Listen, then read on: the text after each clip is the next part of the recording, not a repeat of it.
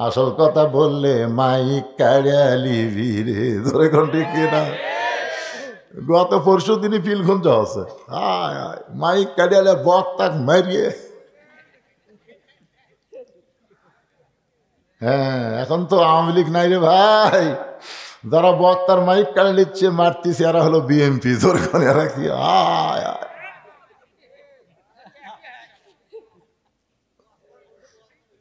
ওয়াজ করেন কি, ওয়াজ করেন কি রে? গোটা বাংলাদেশ ওয়াজ মারতেছে, তোকে বগুড়াতে আসলে বাজে? প্রতিদিন ইউটিউব খুলে দেখো তো কুটি ওয়াজ করতেছি, গোটা বাংলাদেশ সব জায়গায়। বগুড়াতে তো বাজে কে? হ্যাঁ,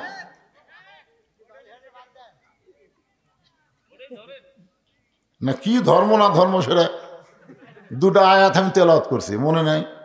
এই ঘরের মালিকের গোলামি করলে কি হবি? ফালিয়া আবুদু রাব্বা হাযাল বাইত, এক নম্বর আল্লাযী আতামাহুম মিন জু'ইউ, দুই নম্বর হলো আমানাহুম মিন খাউফ। ওই যে বারে একটা ছোট্ট বাচ্চা টার্গেট লাইন মারতেছে, ও কি আগে ধরেন? এই যাও, ওই যে বেড়া যাও, যাই কে মারতেছে টার্গেট, যাও।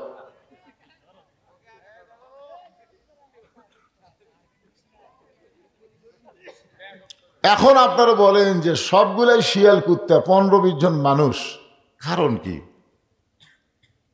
আপনারা যে বললেন হুজুর সাইডে যারা আসলো তারা নাই, পরে কারণ ভাঙ্গা দেবো। অনেক কোরআন হাদিস দিই, এমনি বাপদাদার ইচ্ছা করে কাম হবি না। এ কোরআন যদি আপনাদের বলে, কোরআনের বিরুদ্ধে যান করে পারবেন?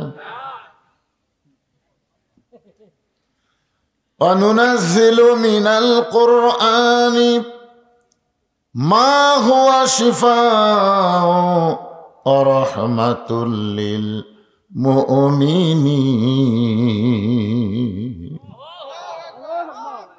এর বাংলা অর্থ হলো সব সমস্যার সমাধান দিতে পারে আল কোরআন। এটা কি বিশ্বাস করেন আপনারা? সব সমস্যার সমাধান যারা বলতেছেন না, মনে করতেছেন এই দুনিয়া আপনার শেষ নাকি? যদি ফুলগুলো হয় অভিমানে ঝরে যায়, আমি মালা গেতে বলো কারে পরাবো, সে যে কেন এলো না, কিছু ভালো লাগে না, কবরে আসুক তারে আমি মজা দেখাবো। কোরআনের পক্ষে যারা স্লোগান দিচ্ছেন না, এরা কবরে যাবেন না? যাবেন, খালি সেই হারে হবে, সেই হারে জাগা মতো মার হবি। জোরে কোন ঠিক? কবে যাবেন কবরে, কবে যাবেন? কোনো তারিখ নাই, কোনো মাস নাই, যে কোনো মুহূর্তে যাওয়া লাগবে। তাই সময়কে নষ্ট করা যাবে না, প্রত্যেকটা সময়ের গুরুত্ব দেওয়া লাগবে। জোরে কোন ঠিক? আল্লাহ যেখানে বলতেছে সব সমস্যার সমাধান দিতে পারে আল কোরআন, আর কোরআনের মাহফিলে বসে স্লোগান দিতে আপনার ব্যস্তিছে কোন জায়গা? গলা খাকারে দেন তো দেখি। সব সমস্যার সমাধান তো বোঝা গেল, আপনি দিবার পারেন তো দেন না কেন? হ্যাঁ, একটু মনোযোগ দিয়ে শুনবেন। নামাজটা হলো ফজরের নামাজ। একজনকে সাটান, তো ফজরের সময় বোঝা যাবে তুমি কত সাটানার লোক। আর সালাতু খায়রুম মিনান নাম শোনার সাথে সাথে তোমার 3.5 হাত হয় না, 2.5 হাত হয়। নিজের বিবেককে প্রশ্ন করো। আজান শুনবি না, ল্যাপ দিয়ে মাথার উপর, পা টেনা বুকের কাছে, মনে হয় ছাগলের বস্তা ঢাকাতেছে। ল্যাপ টানতে দেখে ল্যাপের তলে ওর সাইজ, আর সকালবেলা সাইড ঠিবে কুত্তার সাইজ, একই সাইজ। ধরে এখন কত ঠিক কিনা? ওয়া সাটান হুজুর, ওয়া সাটান।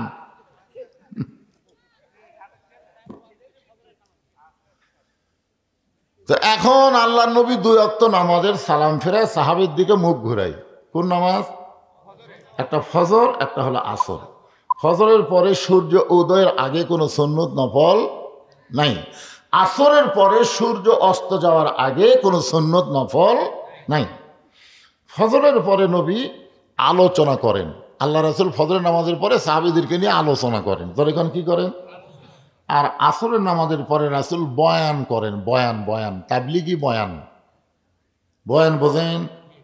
অল্প সময়ের মধ্যে গুরুত্বপূর্ণ ফজিলতের কিছু কথা এগুলো কথা রাসূল আসরের পরে বলতেন।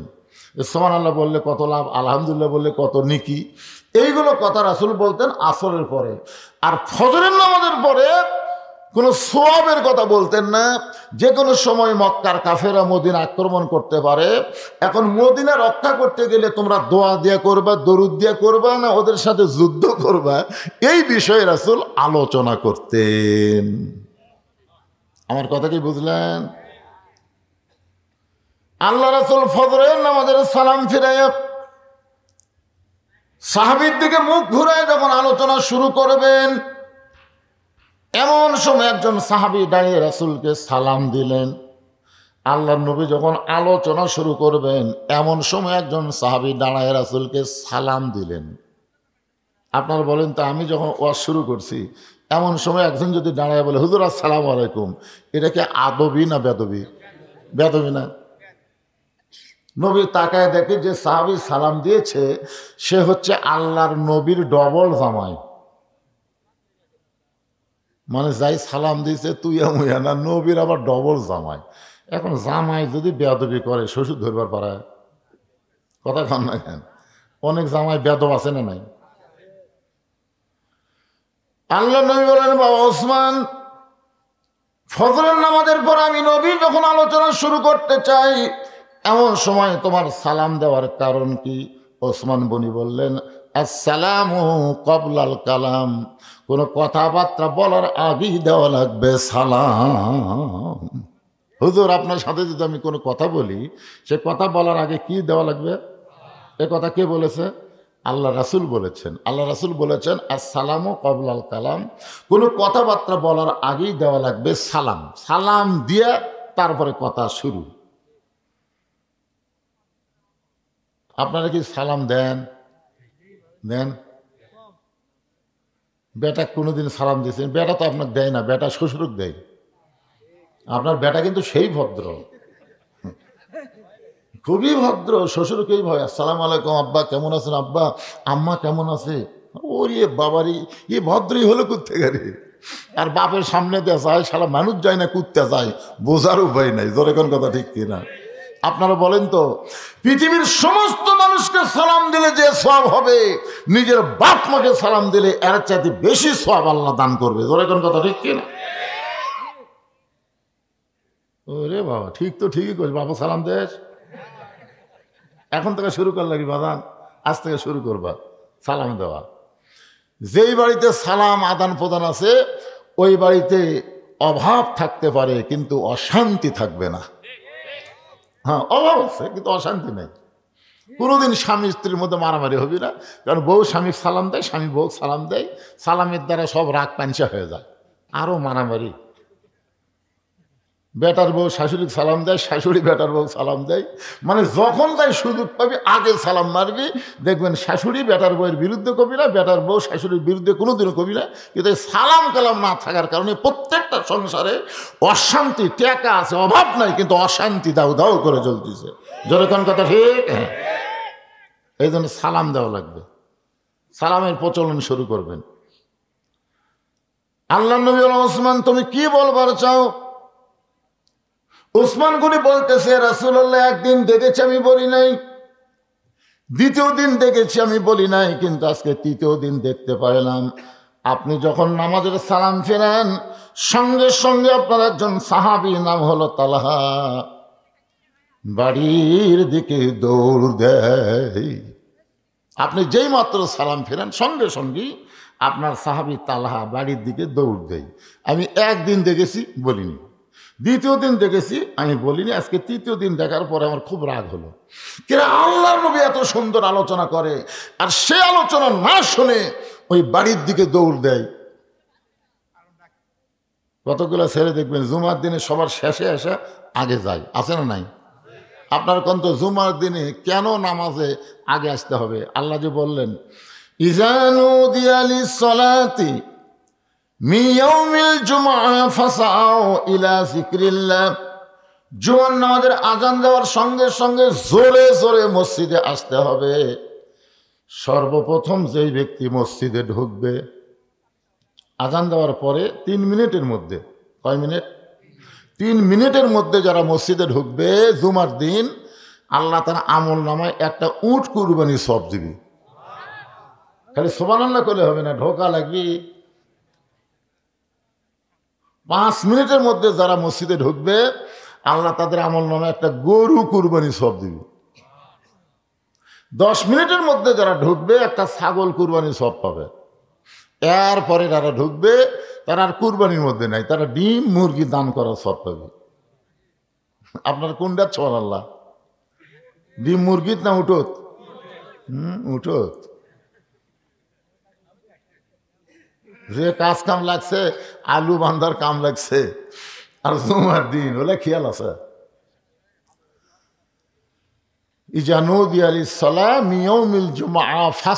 শব্দের অর্থ হলো হাঁটাও না দৌড়ানো না, মাঝখানে, মানে হাঁটা দৌড়ানো মাঝখানে। ডায়াবেটিস রোগী হলে যেরকম হাঁটে না, ওই রকম জোরে জোরে মসজিদে যাওয়া লাগবে। হুকুম কার?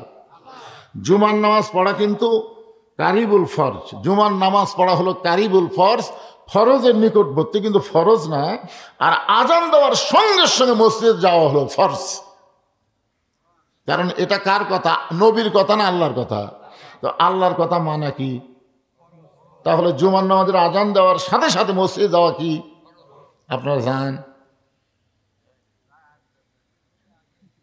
কথা কয় না রে বাবা। আচ্ছা, কি জন্য কোন তো যে জুমার নামাজের আজান দেওয়ার সাথে সাথে মসজিদে যাওয়া ফরজ কেন? খুতবা সেরে কি শুনবেন, আরবি না বাংলা? কিসের আরবি? বোঝেন আরবি? আরবি শুনবি? বাংলায় যে বক্তব্য দিবে যে হাসিনার পতন হলো, বাংলাদেশ স্বাধীন হলো, সিরিয়ারা আবুল বাশার পলায় গেল, সিরিয়া স্বাধীন হলো, মিশর অতি সত্তর স্বাধীন হবে, ফিলিস্তিন আল্লাহ বাংলাদেশ, ফিলিস্তিন আল্লাহ মুসলমানকে দিয়ে দিবে। ধরে কান সুবহানাল্লাহ। এই গুরুত্বপূর্ণ বিষয়ের উপরে ইমাম বক্তব্য দিবে, শ্রোতারা শুনবে, আর সাইজ হবে। কি হবে? ভারত যতই চেষ্টা করুক বাংলাদেশের কোনো ক্ষতি করতে পারবে না। যদি কিছু করবার আসে তাহলে মুসলমানের করণীয় কি, এই বিষয়ের উপরে জুমার দিনে ইমাম সাহেব বক্তব্য দিবে। যদি ইমাম না দেয় সেটা ভিন্ন কথা, কিন্তু বর্তমান প্রেক্ষাপটকে নিয়ে অবশ্যই প্রতি জুম্মায় ইমামকে বক্তব্য দেওয়া লাগবে। জনগণ ঠিক কিনা বলে? ওসমান গনি বললেন, ইয়া রাসূলুল্লাহ, আপনি যেই মাত্র সালাম ফিরেন সঙ্গে সঙ্গে বাড়ির দিকে দৌড় দেয়। যিনি অভিযোগ করেছেন ওসমান গনি, তিনি হলেন 3 নম্বর, আর যার বিরুদ্ধে অভিযোগ করেছে তিনি হলেন 7 নম্বর। কি বুঝলেন? যিনি অভিযোগ করেছে ওসমান গনি, তিনি কয় নম্বর? কিসের 3 নম্বর? জান্নাতের 3 নম্বর। আবু বকর, ওমর, ওসমান কয় নম্বর? আর যার বিরুদ্ধে অভিযোগ করছে তিনি কয় নম্বর? আবু বকর, ওমর, ওসমান, আলী, আব্দুর রহমান ইবনে আওফ, জুবাইর, তালহা। এ কয় নম্বর? 7 নম্বর। মানে 2 জনই আশারে মুবাশশারা। 2 জনকেই আল্লাহ দুনিয়াতে জান্নাতের সার্টিফিকেট দিয়েছে। এই দুনিয়াতে কয়জনকে দিছে? 10 জনকে। তার মধ্যে যিনি অভিযোগ করেছে তিনি হলেন 3 নম্বর, যার বিরুদ্ধে করেছে তিনি হলেন 7 নম্বর। আল্লাহ নবী কিছুক্ষণ মাথা নিচু করে থাকলেন, তারপরে বললেন, ওসমান, তুমি শুধু অভিযোগ করলেই হবে না, অভিযোগকে তদন্ত করে দেখা লাগবে। দেখছেন, 3 নম্বর জান্নাতি অভিযোগ করছে, তারপরে রাসূল বলতেছে খালি তুমি অভিযোগ করলেই হবে না, তোমার অভিযোগকে তদন্ত করা লাগবে। আর আমাদের বাংলাদেশে গত পরশুদিন এক শয়তান মরছে, নজিবুল বাশার শয়তান। এই শালা শয়তান সাইদি হুজুরের বিরুদ্ধে কিন্তু প্রথম অভিযোগ করছে। ধরে কোন কথা ঠিক কিনা? প্রথম অভিযোগ করেছে আল্লামা সাইদির বিরুদ্ধে। হাসিনা কোনো তদন্তই করেনি, বিনা তদন্তেই সাইদি হুজুরের কেস লিয়ালিস। আপনারা বলেন তো, তদন্তের কথা কোরআনে আছে না নাই? আমি আয়াত পড়ে আপনাকে শোনাবো। তদন্তের কথা আল্লাহ কোরআনেও বলেছে। ভাই জান, মাটির বাড়িতে মোবাইল নেটওয়ার্ক পায় না, পায়? আপনাদের গ্রামত কি মাটির বাড়ি আছে নাকি? আছে? মাটির বাড়িতে কিন্তু মোবাইল নেটওয়ার্ক পায় না। ইমাম সাহেব ওই জানলার কাছে শুয়ে থাকে, মোবাইল হাত দিয়ে বাইর করে থই, কল আসলে লাউড স্পিকার দিয়ে কথা কয়, কারণ কানের কাছে আনলে নেটওয়ার্ক নেই। তো এটা দেখে এক ছেলে বলতে যে হুজুর আপনি এত বোকা কোত্থেকে হলেন? আপনি 400 টাকা দিয়ে একটা মোবাইল অ্যান্টিনা কিনে বাঁশের মাথাতে অ্যান্টিনা ঝুলে দেয়, সেখান থেকে তার না মোবাইলের মধ্যে ঢুকে দেন, আপনি যেটি থাকবেন সেটি নেটওয়ার্ক। তো যুবকের কথা মতো ইমাম সাহেব একটা অ্যান্টিনা কিনা বাঁশের মাথা দিয়ে মোবাইলের পিছনে লেখা দিয়েছে। ওরা এক তেলতলা গোয়েন্দার দেখে বলতে যে হুজুর আবার টিভিও কিনছে। তেলতলা গোয়েন্দার ওটা দেখেই আরে হুজুর আবার টিভিও কিনছে। ওরা কিসের অ্যান্টিনা শালা তেলতলা জানি না, ওই কোনোদিনও মসজিদে যায় না, সেই দিন গেছে, যা বলতেছে নামাজ পড়া কি হবে, নামাজ পড়া কি হবে। সবাই বলতেছে তুই তো নামাজই পড়িস না। এই জন্যই তো পড়ি না। তোমরা যার পাশে নামাজ পড়ে সেই হুজুরদের টিভি দেখে, তোমরা জানো? আমি নিজের চোখে দেখে আসলাম, টিভি দেখতেছে। সব মুসল্লি কয় নাউজুবিল্লাহ নাউজুবিল্লাহ। সকলের বাড়িতে ডিশ অ্যান্টেনা আছে, নাউজুবিল্লাহ নাই, কিন্তু হুজুরের বাড়িতে টিভি, নাউজুবিল্লাহ। মানে সবাই চায় হুজুর ভালো হোক, আমরা যা হই তাই। মসজিদের ইমামকে নিয়োগ দেওয়ার জন্য আপনার বহু কিছু দেখেন। ইমামের বইয়ের পর্দা আছে কিনা, ইমাম ঠিক মতো চলাফেরা করে কিনা, ইমামের দাড়ি ঠিক আছে কিনা, টুপি মাথা ঠিক মতো দেয় কিনা। একটা সামান্য মসজিদের নেতার জন্য যদি এত কিছু আপনারা দেখেন, তাহলে সমাজের এমপি যাকে বানাবেন তাকে দেখার দরকার আছে না নাই? জোরে কোন আছে না নাই? তেলতেলার এসে কই ভোট দাও, তেলতেলা।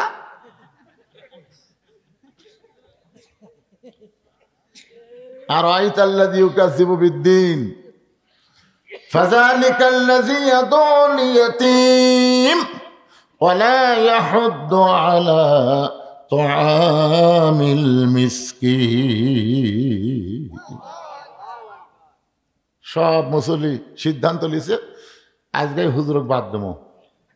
তেলতেলার কথা শুনে সিদ্ধান্ত লিছে হুজুরক বাদ দেবো।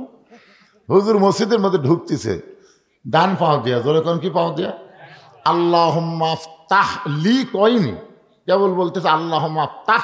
সমস্ত মুসল্লি বলতেছে না। হুজুর কয় কি হলো? তুমি টিভি কিনা টিভি দেখো আর তোমার পাশে এখন নামাজ পড়বো? ইমাম কয় বারে আমি টিভি তো কিনিনি, দেখবো কেমনে? তেলতেলা বলতেছে হুজুর তাহলে বাঁশের মাথাত কি দেখলাম? তখন বলতেছে ওটা তো মোবাইল অ্যান্টিনা। তখন সব মুসলিমকে কে রে তুই কি দেখলি আর কি করলি? মনে করছিলাম ভাই। মনে করার উপর অভিযোগ করছে, আর তদন্ত না করে ইমাম বাদ। চিন্তা করছেন? আল্লাহ রাসূল বলেন ওসমান তুমি অভিযোগ করলি, তোমার অভিযোগকে গ্রহণ করতে পারলাম না, তদন্ত করতে হবে। 3 নম্বর জান্নাতি 7 নম্বরের বিরুদ্ধে অভিযোগ করেছে। আল্লাহ নবী বললেন তদন্ত না করে কিছু করব না। আল্লাহ নবী দাঁড়িয়ে গেলেন, তদন্ত করার জন্য নবী দাঁড়িয়ে গেলেন, আর কোনো আলোচনা করলেন না। ফজরের পরে যে আলোচনা করেন, নবী আলোচনা বন্ধ করে দিয়ে তদন্তের জন্য দাঁড়িয়ে গেলেন। নবী যখন মসজিদ থেকে বের হচ্ছেন, প্রত্যেকটা সাহাবী নবীর দিকে তাকায় আছে। আল্লাহর নবী বললেন আমি তদন্তের জন্য রওনা দিলাম, তোমরা কি আমার সঙ্গে যাওয়ার চাও? সাহাবীরা বললেন ইয়া রাসূলুল্লাহ যদি আপনি অনুমতি দেন আমাদের কোনো আপত্তি নাই। তার মানে নবী বুঝালেন যে একজন তদন্ত, একদলীয় তদন্ত না করে সর্বদলীয় তদন্ত করা দরকার। জোরে কোন ঠিক কিনা? আপনারা বলেন তো বাংলাদেশে যারা যুদ্ধাপরাধী, যাদেরকে অন্যায়ভাবে ফাঁসি দেওয়া হলো হাসিনার সময়, এই মানুষগুলা কি খারাপ ছিল না ভালো ছিল? এক বাক্যে বলেন তো ভালো না খারাপ?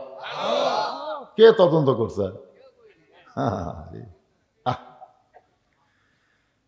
একদলীয় তদন্ত করছে ভাই। তদন্ত করে ভালো মানুষগুলোকে ফাঁসির কাস্টে ঝুলাই দিল। আল্লাহ নবী বললেন তোমরা যদি চাও তাহলে আমার সঙ্গে তদন্তে অংশগ্রহণ করতে পারো। নবী আমার সামনে সামনে প্রত্যেকটা সাহাবী পিছনে পিছনে রওনা দিলেন। কারণ নবী যখন সামনে চলবে, নবীর সামনে কেউ যাবার পারবে। কোরআনে আল্লাহ বলেছেন, আমার নবী যখন কথা বলবে, নবীর মুখের ওপর কেউ কথা বলতে পারবে না। নবী যখন রাস্তা চলবে, নবীর সামনে কেউ রাস্তা চলবে না। বর্তমানে বাংলাদেশে কোনো নবী নাই, কোনো আলেম ওলামা যদি আপনারা দেখেন রাস্তায় চলতেছে, যদি আপনি সামনে চলেন, আলেমকে দেখার সঙ্গে সঙ্গে যদি মনে করেন এখন তো আর নবী নাই, আল ওলামা ওয়ারাসাতুল আমবিয়া, আলেমরা হলো নবীদের ওয়ারিস, আমি হুজুরের সামনে যাব না, দরকার হলে হুজুরের পিছনে পিছনে যাব। রাসূল বলে, একটা আলেমকে সম্মান করে আলেমের পিছনে যদি 2টা কদম তুমি হাঁটতে পারো, আল্লাহ খুশি হয়ে তোমাকে 2টা জান্নাতের মালিক করে দিবে। ইন্নামা ইয়াখশাল্লাহ মিন ইবাদিহিল উলামা, আল্লাহ কোরআনে বলেছেন বান্দা সমূহের মধ্যে আলেম বান্দারাই সবচাইতে আল্লাহকে বেশি ভয় করে। নবীও আলেমদের পক্ষে, আল্লাহ আলেমদের পক্ষে। খালি হাসি না,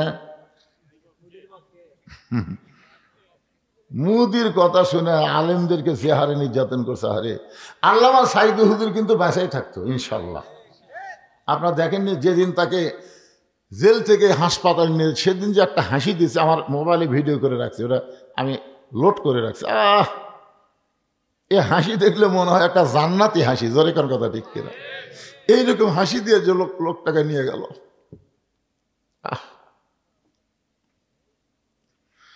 জেলখানার মধ্যে তাকে হত্যা করা হলো, যার কারণে বাংলার প্রত্যেকটা মুসলমান বিশ্বাস করে আল্লামা সাইদি তুমি মরনি, শহীদ হয়েছ, আমরা এটাই মানি।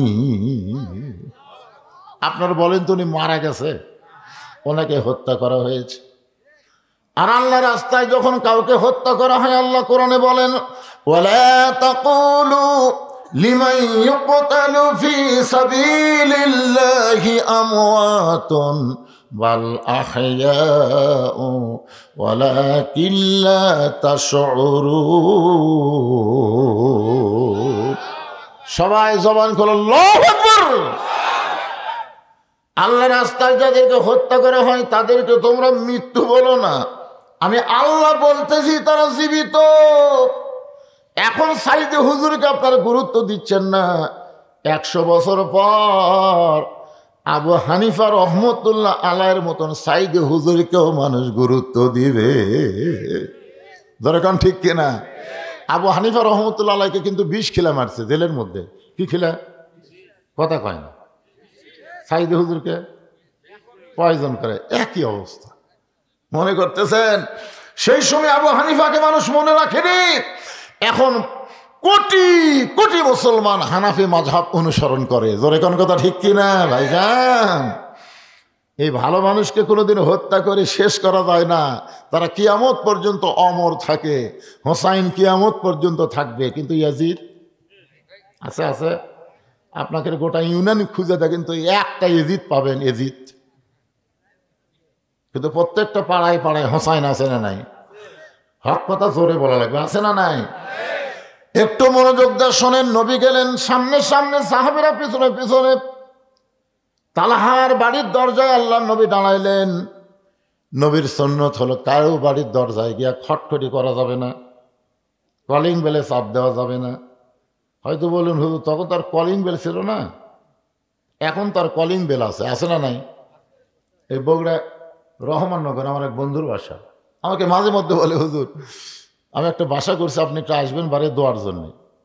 তা আমি একদিন যাওয়ার বাসার বিশাল গেট, সেই গেট দেখে এখন আত্মা খাসা, সোনালি রঙের সেই মশানার গেট। আমি গেটে যা সালাম দিলাম, নবীর সুন্নত, আসসালামু আলাইকুম ইয়া আহলাল বাইত। ওই গেটের পাশে একটা পানের দোকান আছে। এই দোকানদার বলতে হুজুর 1 কোটি বার সালাম দেন, কাম হবি না, কারণ আপনি কাক সালাম দিচ্ছেন। তখন আমি নাম ধরে বললাম, তাই হুজুর ওক সালাম দিয়ে আপনি নিচে আনবার পারবেন। ওই 6 নম্বর দেখেন কলিং বেলের লেখা আছে 1 2 3 4 5 6, এই 6 টিভি মারেন। আমি 6 যে টিভি মারছি ভাই, বিশ্বাস করেন টিভি মারাও সারা, আমি 2 ধাপ দৌড় দেওয়া সারা। মানে ওই 6-এর টিভি দিলে কুত্তের সাউন্ড, বিদেশি যে কুত্তে আছে এই কুত্তের ঘাউ ঘাউ ঘাউ করে একটা সাউন্ড। আমি কইলাম টিভি মারা মাত্র বিদেশি কুত্তার সাউন্ড। আমি 2 ধাপ দৌড় মারছি, পানালা খেলে হাসতে থেকে, হুজুর দৌড়ান খেলে, এটা কলিং বেলের সাউন্ড হুজুর। কেউ কবিতরের সাউন্ড দিছে, কেউ কাউয়ার সাউন্ড দিছে, কেউ কুত্তার সাউন্ড দিছে, এক একটা এক এক সাউন্ড। আমি বললাম কে রে, এত সাউন্ড থাকতে এই কুত্তার সাউন্ড পছন্দ করলো কেন? কিছুক্ষণ পরে দিকে নামে আসে, আমাকে বলতেছে হুজুর আইসেন, আসসালামু আলাইকুম হুজুর আসেন। আমি কোন ভাই যাওয়ার আগে জানতে চাই তুমি কুত্তার পছন্দ করলে কে? হুজুর ফকিরের অত্যাচার হুজুর। এখন কতগুলো ফকির আছে এরা কলিং বেলের চাপ দিয়ে ভিক্ষা চায়। তা আমি সে বুঝে শুনে কুত্তার সাউন্ড দিছি।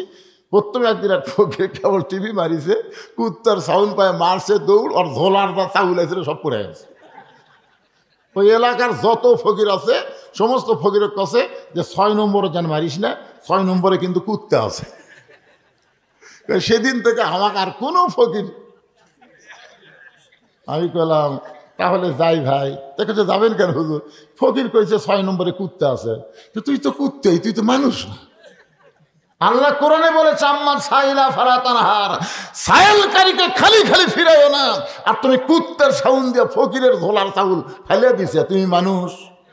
তুমি একের পুরিয়া কুত্তে। জোরে কোন কি কথা কন না কেন? কি দেওয়া লাগবে? সালাম। আসসালামু আলাইকুম ইয়া আহলাল বাইত। আল্লাহ নবী তালহার বাড়ির দরজায় এসে সালাম দিলেন। প্রত্যেকটা সাহাবী মনে মনে একটু রাগ রাগ ভাব, কারণ ওসমান গনি অভিযোগ করছে ওসমান গনি তার তুইয়া মুয়া সাহাবী না। কয়দিন? জোরে এখন কয়দিন? একদিন দেখেছে কিছুই বলে নাই, 2 দিন বলে নাই, 3য় দিন দেখার পরে বলেছে। এরপরে আল্লাহর নবী হেঁটে হেঁটে তালহার বাড়ির দরজায় সালাম দিলেন। কিছুক্ষণ পর আল্লাহ নবী ডাক দিলেন তালহা। নবী মনে করেছিলেন সালাম দিলেই তালহা দরজা খুলবে, কিন্তু তালহা যখন বাড়ির দরজা খোলে নাই, এবার নবী একটু রাগ করে ডাক দিলেন তালহা। তালহা বাড়ির ভিতর থেকে বলতেছে লব্বাইকা রাসূলুল্লাহ। কিছুক্ষণ পরে তালহা যখন দরজা খোলে না, নবী আবার ডাক দিলেন তালহা। তালহা সঙ্গে সঙ্গে বলে লব্বাইকা রাসূলুল্লাহ, কিন্তু তালহা দরজা খোলে না। নবী আবার কিছুক্ষণ পরে ডাক দিলেন তালহা। সঙ্গে সঙ্গে তালহা বলতেছে লব্বাইকা রাসূলুল্লাহ। 3-3বার নবী ডাক দিলেন, প্রত্যেকবারই লব্বাইকা রাসূলুল্লাহ বললেন, কিন্তু দরজা খোলে না। ওমর ফারুক সাহাবীদের মধ্যে সবচাইতে গরম সাহাবীকে? কথা কয় না। আচ্ছা, ওমর যদি সবচাইতে গরম হয় তাহলে সবচাইতে নরম কে? হ্যাঁ, এটা আপনারা জানেন। এর আগে আপনাদের শুনেছি সবচাইতে নরম হলো আবু বকর, সবচাইতে গরম হলো ওমর, সবচাইতে ধনী হলো ওসমান, সবচাইতে জ্ঞানী হলো আলী। তাহলে 4 জন কয় নম্বর? 4 জনই কিন্তু 1 নম্বর। ওমর ফারুক আল্লাহ নবীর পায়ে হাত দিয়ে বললেন, ইয়া রাসূলুল্লাহ, আপনার জুতার পরশে আল্লাহর আরশ ধন্য হয়ে যায়, আপনার জুতার পরশে আল্লাহর আরশ ধন্য হয়ে যায়। আর আপনি তালহার বাড়ির দরজায় 3-3বার তালহা তালহা বলে ডাকলেন, এরপরেও তালহা দরজা খোলে না। নিশ্চয়ই তালহা বেয়াদব হয়ে গেছে। আপনার বলেন তো ওমর ফারুক কথার কি মিথ্যা কইছে? হ্যাঁ করেন বারে মিথ্যা। কি কথা কইছে? যে আপনার জুতার পরশে আল্লাহর আরশ কি হয়েছে? যেখান থেকে 70,000 পর্দা, ফেরেশতা জিবরাইলকে আল্লাহ যেখানে ব্রেক করে দিলেন, জিবরাইল আর এক ধাপ সামনে আসলে তোমার অস্তিত্ব পুড়ে হবে ছাই। এখান থেকে নবী একলা আসবে, নবীর সঙ্গে আর কেউ আসতে পারবে না। নূরের পর্দার মধ্যে আল্লাহ নবী যখন ঢুকতেছে, এমন সময় জিবরাইল বলে, ইয়া রাসূলুল্লাহ, যেই জায়গার মধ্যে আমি জিবরাইলকে আল্লাহ অ্যালাউ করলো না, আপনি সেই জায়গায় যাচ্ছেন। আপনি জমজমের কূপের পানি দিয়ে ওযু করার সময় আপনার পায়ে যে জুতা জোড়া আছে, এই জুতা কি আপনি পায়ে দিয়েই যাবেন না জুতা খুলবেন? নবী বলতেছে, জিবরাইল ভাই, আল্লাহর সঙ্গে মেরাজ করতে এসে আমার জুতা খোলার কথা মনেই নাই। তুমি যখন মনে করে দিলে উপর হয়ে নবী যখন পায়ের জুতা খুলতে যাবেন, এমন সময় আরশ থেকে আওয়াজ আসলো, নবী গো, চিনে না, যার কারণে জুতা খুলতে কয়। আমি আল্লাহ আপনাকে চিনি, আমার আরশে আজিম দামি হতে পারে, কিন্তু আপনার জুতার চাইতে দামি নয়। লিল্লাহু তাকবীর। আমার আরশে আজিম দামি হতে পারে, কিন্তু আপনার জুতার চাইতে দামি নয়। উমর ফারুক বলে, রাসূলুল্লাহ, আপনার জুতার পরশে আল্লাহর আরশ ধন্য হয়ে যায়। আর সেই নবী তালহার বাড়ির দরজায় তিনবার তালহা তালহা বলে ডাকলেন। প্রত্যেকবারই লব্বাইক লব্বাইক বলল, যদি এখন পর্যন্ত দরজা খুলল না, নিশ্চয় তালহা বেয়াদব হয়ে গেছে। আল্লাহ রাসূল বলেন, ওমর সাবধান হয়ে যাও, তদন্ত করার আগে কোনো রিপোর্ট দেওয়া যাবে। এখনো তদন্তই হয়নি, তুমি আগেই রিপোর্ট দিলে বেদব। আমি নবী আইছি তদন্ত করতে, তোমাকে সাথে আনছি রিপোর্ট দেওয়ার জন্য না। চিন্তা করছেন ওমর হলো কয় নম্বর? কথা কয় না কেন? কয় নম্বর? জান্নাতের দিক দিয়ে কয় নম্বর? 1 নম্বর আবু বকর, 2 নম্বর ওমর। সে ওমরকে রাসূল বলতেছে, ওমর মুখ সাবধান করে কথা বলবে, তদন্ত করার আগে কোনো রিপোর্ট দেওয়া জায়েজ নেই। হযরত ওমর যেমন ছিলেন গরম, তেমন ছিলেন নরম। ওমর ফারুকের জীবনী পড়ে দেখবেন, তার মতন গরম মানুষ কেউ ছিল না, আবার তার মতন নরম মানুষ কেউ ছিল না। এতই নরম, বুঝলেন? গভীর রাত্রে মদিনার অলিগুলি ঘুরতেছে, দেখে একটা তাঁবুর মধ্যে থেকে একটা পুরুষ বাহিরে বাইরে হয়ে খালি দৌড়াদৌড়ি করতেছে। ওমর ফারুক লোকটার সামনে রাতের বেলা গিয়ে সালাম দিয়ে বলে, আসসালামু আলাইকুম ভাই, কেমন আছেন ভাই? লোকটা সালামের উত্তর দেয় না। ওমর ফারুক আবার আসসালামু আলাইকুম ভাই, কেমন আছেন ভাই? লোকটা সালামের উত্তর দেয় না। যে ওমর রাস্তাতে গেলে শয়তান কয়দিন যায় না। ওমর ফারুক তৃতীয়বার যখন সালাম দিচ্ছে, আসসালাম, খালি সালাম দেশ, এই সালামের অর্থ তুই বুঝিস? ওমর ফারুক কে রে ভাই, সালামের অর্থ মানে আল্লাহ তোমার শান্তি বসিত করুক। তুই জানিস তাঁবুর মধ্যে কি হচ্ছে জানিস? আমার বাড়ি হলো অমুক জায়গাত, আমি গভীর রাত্রে আমার গর্ভবতী বউ নিয়ে অমুক জায়গায় যাচ্ছি, এই মাঝ রাস্তাতে আমার বইয়ের যে পেটের ব্যথা উঠছে, ওই তাঁবুর মধ্যে খালি ও মারে বাবা রেখে কান দিচ্ছে, আর আমি বেড়া ঘুরতেছি, কি অশান্তি আমার, আর এই খালি সালাম মারতেছে। ওমর ফারুক লোকটার হাত ধরে বললেন, ভাইজান আমার বেয়াদবি নিবেন না, আমার বাড়িতে ভালো একটা ধাত্রী আছে, আমি একটু নিয়ে এসে আপনার বইয়ের উপকার করতে চাই। ওমর ফারুক কত নরম মানুষ, দেখেন কি খারাপ ব্যবহার করছে, তারপরও নিজের বাড়িতে গিয়ে বললেন, আব্দুল্লাহর মা। ওমর ফারুকের ছেলের নাম হলো আব্দুল্লাহ। জোরে কান, ছেলের নাম কি? আব্দুল্লাহর মা। দরজা খোলো, সঙ্গে সঙ্গে দরজা খুলে গেল। ওমর ফারুক বলেন, আব্দুল্লাহর মা, তুমি কি জান্নাতে যাবার চাও? বলে, 1000 বার চাই। তাহলে চলো যাই। সরাল্লাহ কর না কেন? নিজের বউকে বলতেছে, আব্দুল্লাহর মা, তুমি কি জান্নাতে যাবার চাও? বলে, 1000 বার চাই। তাহলে চলো যাই। এই জিনিস লিয়া চলো, এই জিনিস মানে একটা সন্তান ধরবার গেলে যে যে জিনিস লাগে সেইগুলো জিনিস লিয়া রওনা দাও। হযরত ওমর ধাত্রীকে নিয়ে এসে, নিজের বউকে নিয়ে এসে তাঁবুর উল্টা পিঠটা ভিতরে ঢুকায় দিল। আর লোকটাকে বলতেছে, ভাই ধৈর্য ধারণ করো, ধৈর্য ধারণ করো।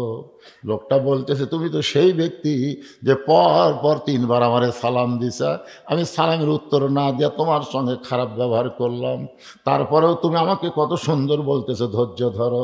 এমন সময় তাঁবুর ভিতর থেকে আওয়াজ আসতেছে, ইয়া আমিরুল মুমিনিন,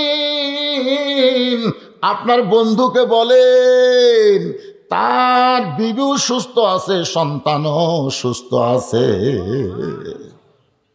যেই বলছে আমিরুল মুমিনিন, আপনার বন্ধুক বলেন, ওই লোকের তখন অবস্থা কি? হায় হায় হায়, আপনি হযরত ওমর, আয় আয়, আপনি রাস্তাতে গেলে শয়তান 40 দিন যায় না, আর সেই লোকটার সঙ্গে এত খারাপ ব্যবহার করলাম, আমারে আপনি শাস্তি দেন। ওমর ফারুক চোখের পানি নিয়ে লোকটাকে বুকের মধ্যে নিয়ে বললেন, ভাইজান তুমি শুধু বলো, আমার দায়িত্ব আমি পালন করেছি।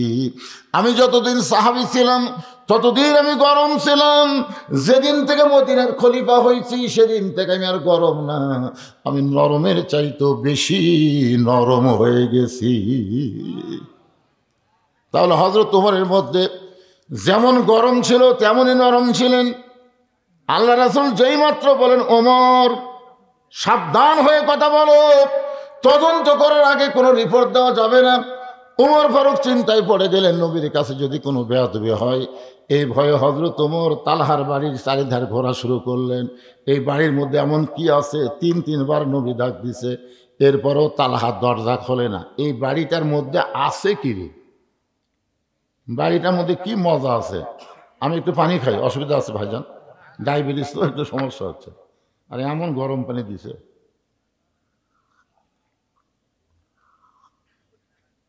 একটু জিকির করেন লা ইলাহা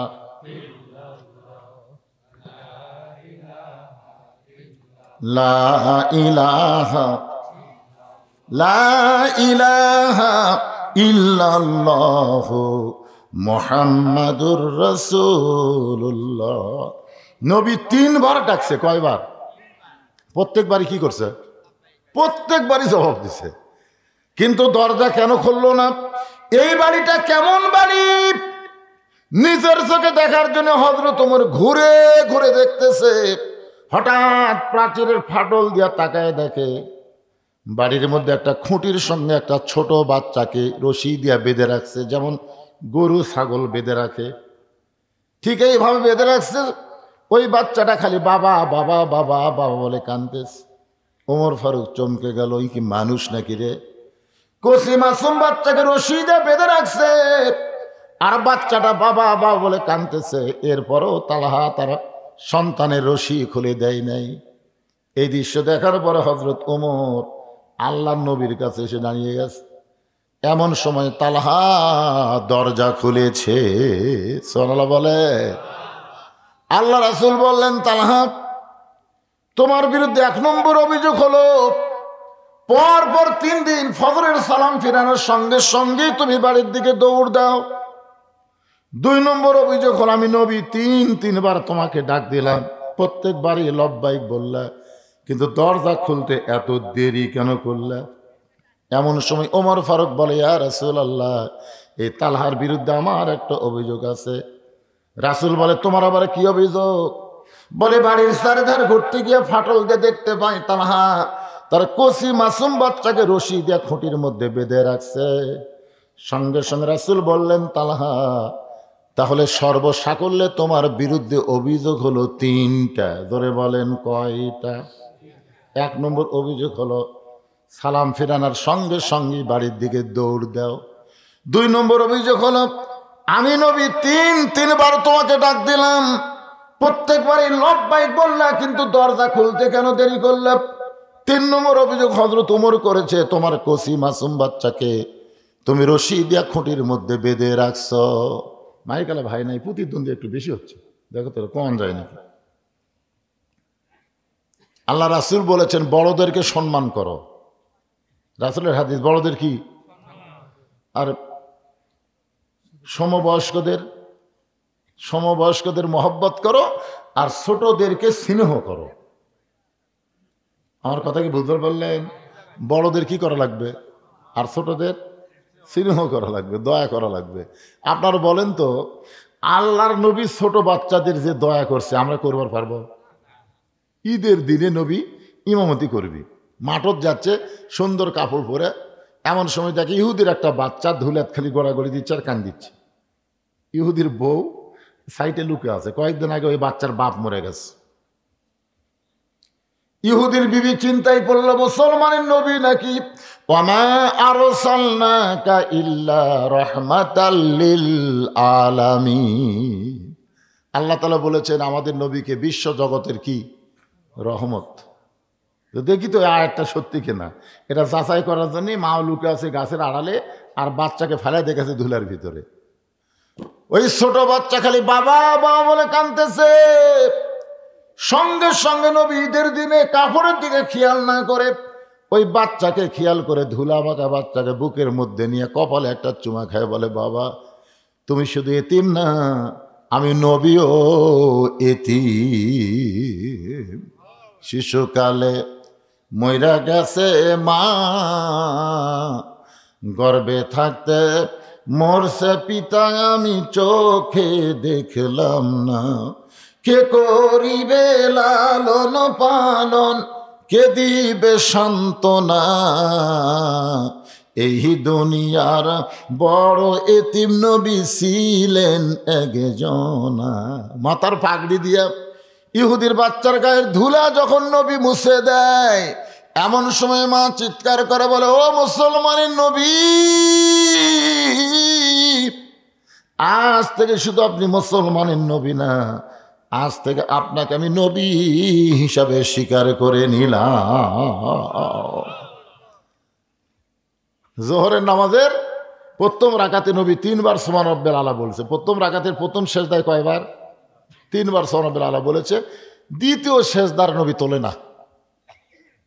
100 বার সুবহান রাব্বিল আলা সাহাবীরা পড়ছে, কিন্তু নবী সেজদা তোলে না। দ্বিতীয় রাকাত ঠিকই বলেছে, তৃতীয় রাকাত ঠিকই বলেছে, চতুর্থ রাকাত ঠিকই পড়াইছে, কিন্তু প্রথম রাকাতের দ্বিতীয় সেজদা এত লম্বা। নামাজ শেষ হওয়ার পরে হযরত ওমর বলতেছে, ইয়া রাসূলুল্লাহ, দ্বিতীয় রাকাতে আপনি এত লম্বা সেজদা দিলেন, আমরা 100 বারের বেশি সুবহান রাব্বিল আলা বললাম, এরপরেও আপনি সেজদা তোলেন না, কারণ কি?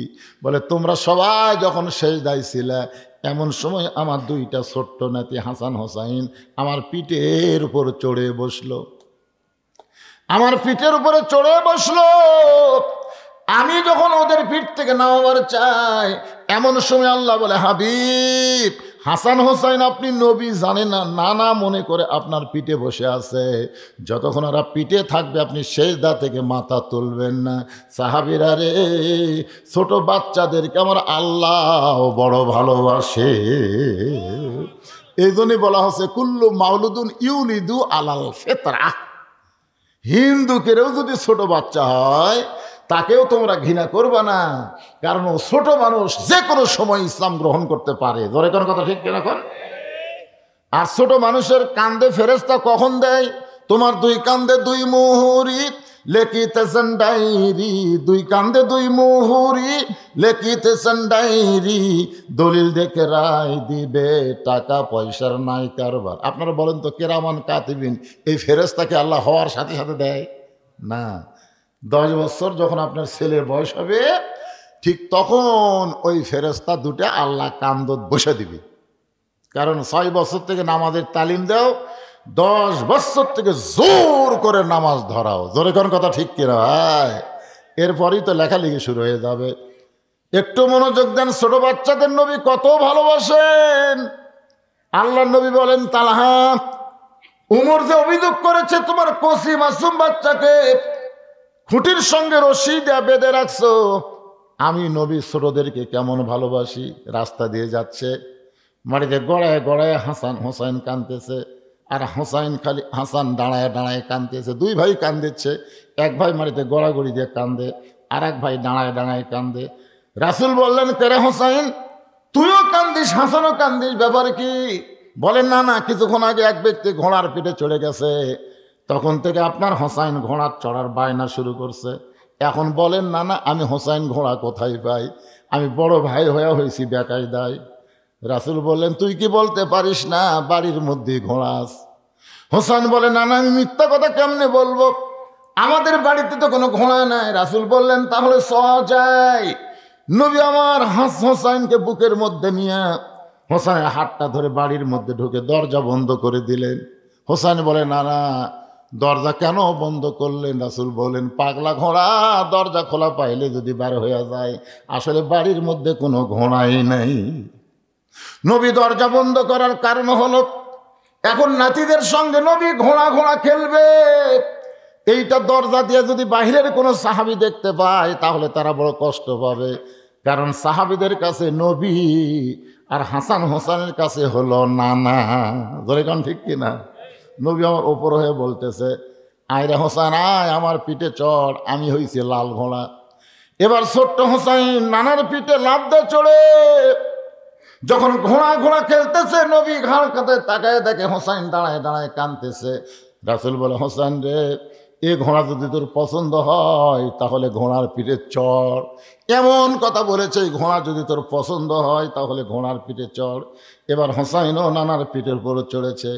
কিছুক্ষণ পরে হাসান বলতে, হোসেন ভাই, এত সুন্দর ঘোড়ার পিঠে আমরা দুই ভাই চড়েছি, তাকায় দেখো ঘোড়ার মুখে কিন্তু লাগাম নাই, ঘোড়ার মুখে কিন্তু লাগাম নাই। সঙ্গে সঙ্গে নবী আমার এক টানে মাথার পাগড়ি খুলে ওই পাগড়ি মুখের মধ্যে ঢুকায় দিয়া দুইটা মাথা হোসাইনের হাতে দিছে। হোসাইন লাগাম মনে করে এত জোরে হ্যাঁচকা টান মারছে, নবীর গালসির মধ্যে লাগামটা ওই পাগড়িটা ঢুকে গেছে। একটু দূরে ছিল মা ফাতেমা, একটু দূরে ছিল মা ফাতেমা। এই দৃশ্য দেখার পর আর সহ্য করতে পারে না, এক দৌড়ে এসে হাসানকে ধাক্কা দিয়ে হোসেনকে মারছে সর। দুইটা বাচ্চা যখন কাঁদতে কাঁদতে দুই দিকে চলে যায়, এমন সময় নবী আমার এতিমের মতন দাঁড়ায় কাঁদতেছে। নবীকে ফাতেমা বলে, বাবা, আমার দুইটা সন্তান বড় বেয়াদবি করেছে বাবা। বাবা গো, আমি বুঝতে পারি নাই, আপনি এদেরকে মাফ করে দেন। রাসূল বলে, ফাতেমা, দুইটা সন্তান কোনো বেয়াদবি করেনি মা, বরং তুই আমার কলিজায় আঘাত করলি, তুই আমার কলিজায় আঘাত করলি। ফাতেমা বলে, বাবা, আমি আপনার কলিজায় কেমনে আঘাত করলাম? রাসূল বলে, ফাতেমা, তুই কি আমার ভিতরের কলিজা কোনোদিন দেখছিস মা? ফাতেমা বলে, বাবা, ভিতরের কলিজা কেমনে দেখবো? রাসূল বলে, ফাতেমা রে, আমার কলিজা হলো হাসান হোসাইন, আমার হাসান হোসেনকে যে কষ্ট দেয় ওই কষ্টটা লাগে আমার কলিজায়। রাসূল বলে, তালহা, আমি ছোট বাচ্চাদেরকে, সে মুসলমান হোক নাতি হোক আর ইহুদির বাচ্চা হোক, সব বাচ্চাকে আমি নবী স্নেহ করি, দয়া করি, ভালোবাসি। আর তোমার কচি মাসুম বাচ্চাকে তুমি কেন খুঁটির সঙ্গে রশি দিয়ে বেঁধে রাখছো? তালহা বলতেছে, রাসূলুল্লাহ, তিনটা অভিযোগ করেছেন, তিনটা অভিযোগকে উইথড্র করতে গেলে আপনি শুধু বললে হবে না, আমাকে বলার সুযোগ দেওয়া লাগবে। যেরকম ঠিক কিনা? হুজুর, আপনি খালি নবী বলে যাবেন, তাহলে আমাকে সুযোগ দেবেন না? রাসূল বলে, ঠিক আছে বলো। বলে, হুজুর, ওসমান গনি যে অভিযোগ করেছে যে পরপর 3 দিন, আসলে পরপর 3 দিন না, পরপর কয়েক সপ্তাহ। ওসমান গনি কয়দিন দেখছে? আসলে 3 দিন না, কয়েক সপ্তাহ হলে আমি আমল করতেছি, আপনি সালাম ফিরালেই বাড়ির দিকে দৌড় দিই। সব সাহাবী চুম করছে। ওরে বাবা রে, আমারও মনে করছিল 3 দিন, তো আরো মারাত্মক। রাসূল বললেন, ঠিক আছে, তুমি কয়েক সপ্তাহ সালাম। কেন? বলে, হুজুর, একটা কাপড়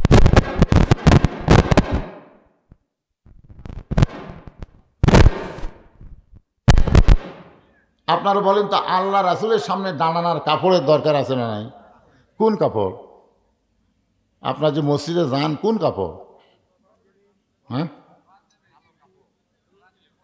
না, পাঞ্জাবি পায়জামা না, লেবাসুত তাকওয়া, যেই পোশাক পরলে আল্লাহর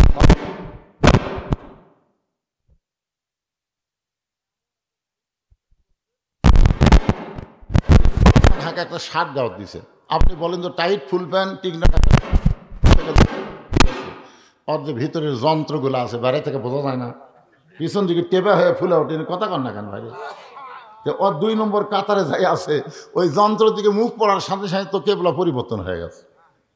এই জন্য শার্ট গাউত না দিয়ে যদি পাঞ্জাবি পরতেন, পাঞ্জাবি পরলে ওইটা যদি টেবার লাল ফুলে ওঠে, পাঞ্জাবি যদি পাশার উপর পড়ে আর দেখা যাবে।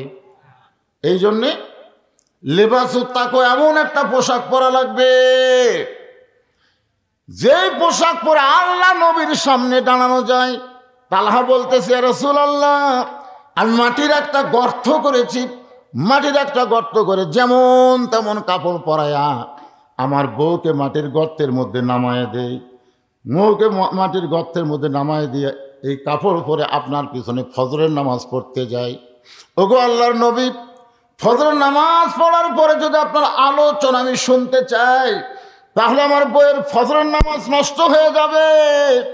এই জন্য এক দৌড়ে এসে আমি যেমন তেমন কাপড় পরে এই গর্তের মধ্যে নামি, আর এই যে কাপড় পরে দরজা খুললাম, এই কাপড়টা আমার বউকে আমি দিয়ে দিই। আমার বউটা এই কাপড় পরে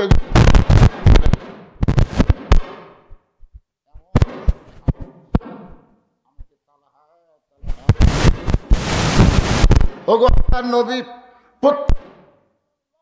বলেছি, কিন্তু আমি দরজা খুলতে পারি নাই, কারণ এমন একটা কাপড় আমার পরনে ছিল যে কাপড় পরে দরজা খুলতে শরম লাগে।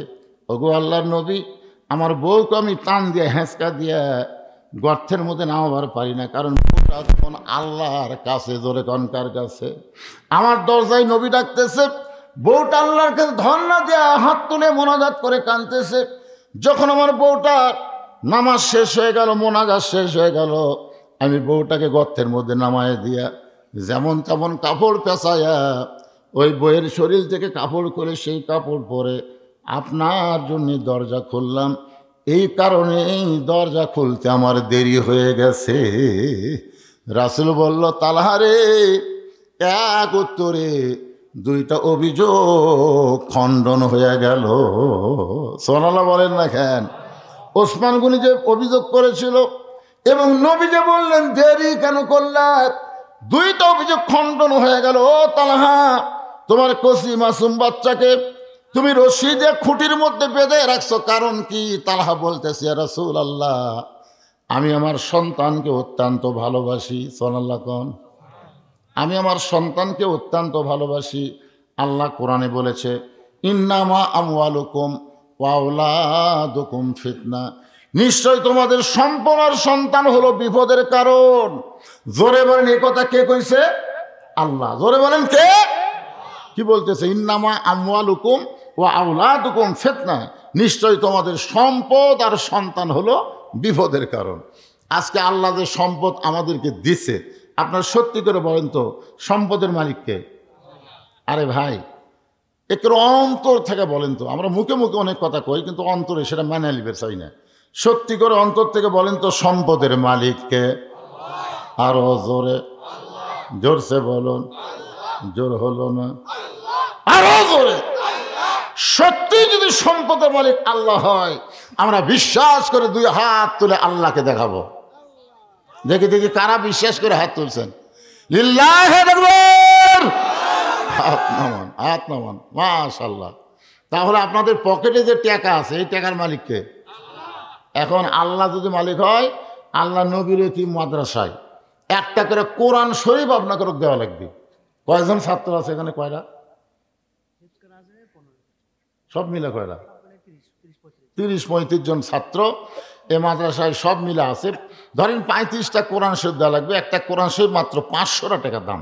আপনি 500 টাকা দিবেন, এই নবীর মাদ্রাসায় একটা কোরআন শরীফ দেওয়ার সওয়াব আল্লাহ আপনার আমল নামায় দিবে। টাকার মালিক কিন্তু আপনি না। আপনি আবার এখন যদি বলেন দিব না রে, আল্লাহ কই করে আমার টাকারে মাস্তানি মারতিস, তো হাসিনার মতন ভারতত পলান লাগবি রে। তোর এখন কথা ঠিক না?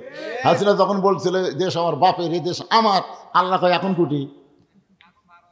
এখন আপনার টাকা যদি না দেন, হয়তো মেডিকেল কলেজে থাকা লাগবে। জোরে কোন ঠিক কিনা? বাড়ির থাকবো, আমার টাকা মাদ্রাসাত না দিয়ে বাড়ির থাকবো, তোর হাত পা ভাঙ্গে হাসপাতালত থমো।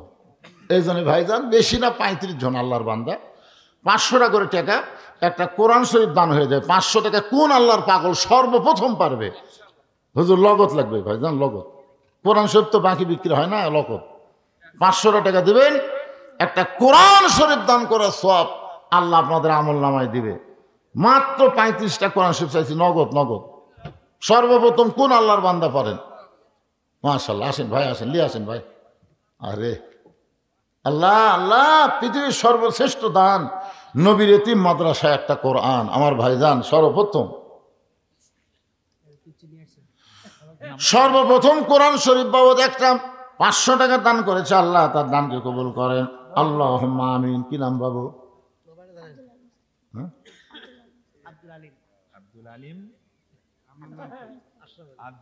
আব্দুল আল মোস্তাকিম। কোরআন শরীফ বাবদ 500 টাকা দান করছে। আল্লাহ দানকে কবুল করেন। আশরাফের আল্লাহ তোমার একজন বান্দা কোরআন শরীফ বাবদ 500 টাকা দান করেছে। পৃথিবীর শ্রেষ্ঠ দান একটা কোরআন। এই দুইজন দৌড়াইকে কোরআন আদায় হচ্ছে, না দিলে বসে থাকেন, দেখেন দেখেন, দেখার সব আছে তো ভাই, দৌড় মারেন কেন? আব্দুল মান্নান কোরআন শরীফ বাবদ 500 টাকা দান করেছে। আব্দুল মান্নান কি হলো বাবা? দেখো দেখো, তার দিকে যাও। ময়না ময়না। আল্লাহ আব্দুল খালেক কোরআন শরীফ বাবদ 500 টাকা দান করেছে। আল্লাহ দানকে কবুল করেন। আরেকজন কোরআন শরীফ বাবদ 500 টাকা দান করেছে। কি কে মারা গেছে?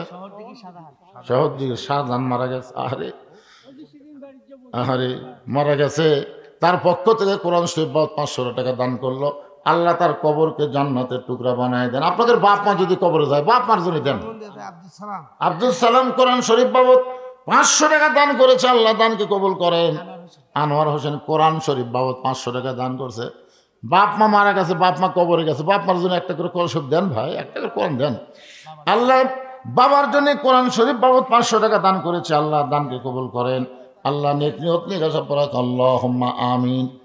500 টাকা দান করেছে কোরআন শরীফ বাবদ, আল্লাহ দানকে কবুল করেন। মোফাজ্জল ভাই কোরআন শরীফ বাবদ 500 টাকা দান করছে, একে দিল মিঞ্জু। মিঞ্জু আল্লাহ কোরআন শরীফ বাবদ 500 টাকা দান করেছে, আল্লাহ দানকে কবুল করেন। আপনার কি মেয়ে মানুষ বসার ব্যবস্থা করছেন? সেটা কোন সাইডে? ওটি তোরা দেওয়ার জন্য লাফাচ্ছে, কিন্তু ওটি যাবি কে? ওটিকে আদায়ের লোক আছে, লোক আছে। ও মা মারে মারে মা খাদিজার সঙ্গে যেন আল্লাহ জান্নাত দেয়। কোরআন শরীফ 500 টাকা দান করবেন। বাপ মা যাদের কবরে গেছে, একটা কোরআন দান করলে বাপ মার কবর আল্লাহ জান্নাতের টুকরা কে দিল? নাম বলে নাই, নাম বলে নাই। আমার এক ভাই কোরআন শরীফ 500 টাকা দান করেছে, আল্লাহ দানকে কবুল করেন। আল্লাহুম্মা আমিন। হ্যাঁ, সবার থেকে আসেনি, কুটি গেছে। আচ্ছা না দিয়ে করে কোরআন শরীফ দিয়ে পারবি না, এদিকে হয়তো দান করে পারবি। 500 টাকা সবার আছে, তাই 200 টাকা 100 টাকা 300 টাকা 400 টাকা দান করবি। কোরআন হলো 500, আর দান 200 100 যাই পারেন সবাই দান করবেন এই মাদ্রাসায়। যদি নগদ না পারেন বাকি আলু দেন। আলু লাগালে আপনারা আলু লাগাচ্ছেন, এবারে কিন্তু আলুর দাম কমবি রে। মানে আমি যত জায়গা যাচ্ছি, শিবগঞ্জের কোনো জমি আর ফাঁকা নাই ভাই। আলু আলু হাই রে আলু রে।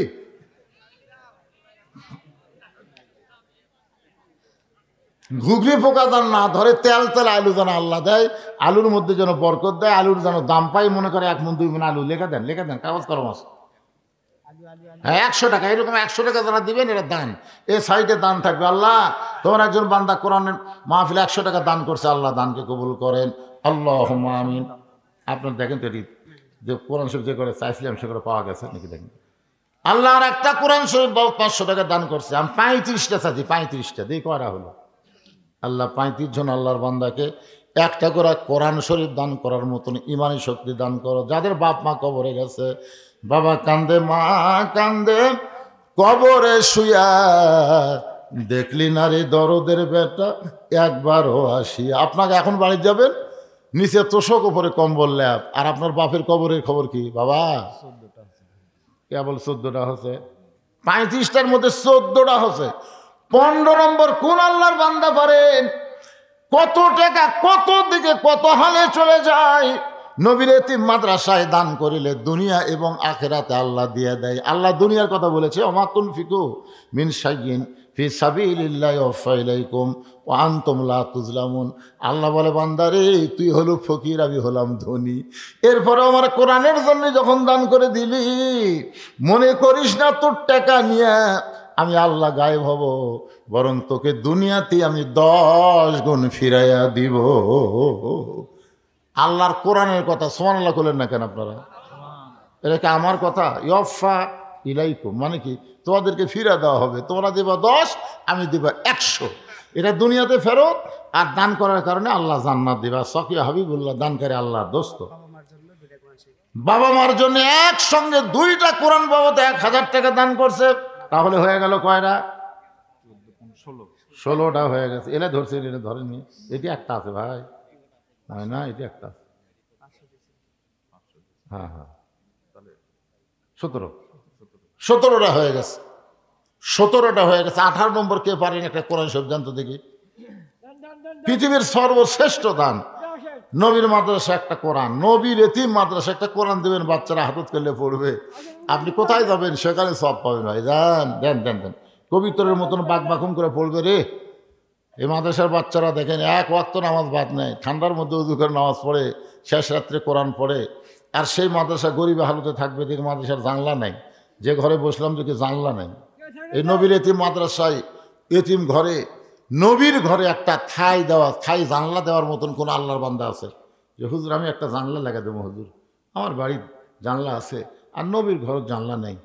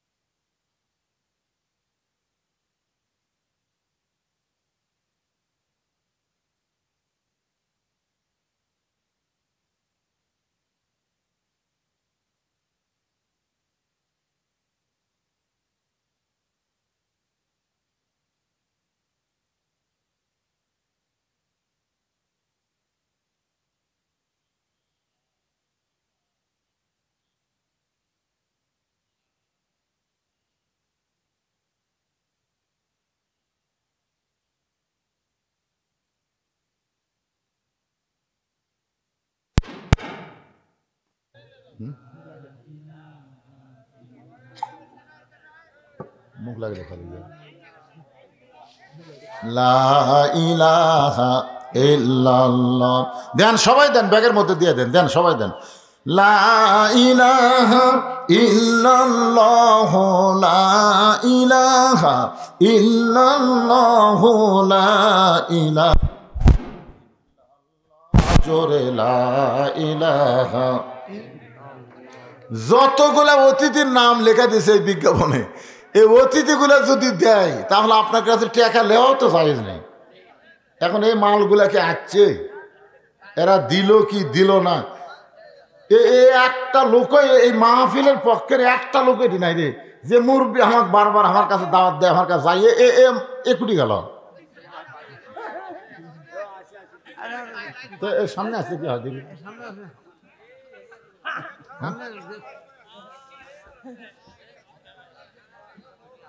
আচ্ছা ভাই, আপনি এই মাদ্রাসার কোনো পদে নেই, কি এমনি এমনি দৌড়েন খালি? আপনি একটা জানলা দেন ভাই, একটা জানলা দেন, দেবেন না? হ্যাঁ, সংসার কাজ দিছে, সংসার বলে বেটা দিয়ে দিস। আল্লাহর ধন্য বীরে দিয়া আল্লাহ আছে গায়েব হইয়া, নিজের ধন বেটাকে দিয়া নিজে গেছে ফকির হইয়া।